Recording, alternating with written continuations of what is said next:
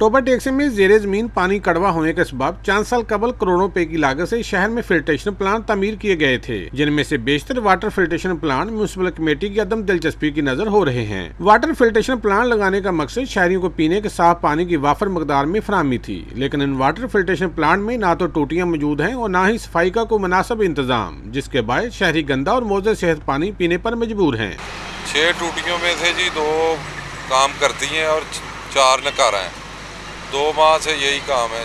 दूसरी जानब chairman municipal committee Ghulam Nabi Gujjar कहते हैं, शहर में मजीद फिल्ट्रेशन प्लांट नस्ब किए जा रहे हैं और सफाई के म्यार को बेहतर बनाने के लिए अहकामात जारी कर दिए गए हैं। फिल्टर्स हैं वो हम पहले 2-3 दिन बाद नहीं बदले जाते थे, अब हम 15 दिन बाद उसके वो फिल्टर भी बदलते हैं। शहरियों ने मुतालबा किया है कि जल्द अज जल्द वाटर फिल्ट्रेशन प्लांट को कारआमद बनाएं और सफाई सुथराई के साथ साथ साफ पीने के पानी को यकीनी बनाया जाए। कैमरामैन अर्शिद अंजम के साथ सुल्तान महमूद, टोबा टेक सिंह।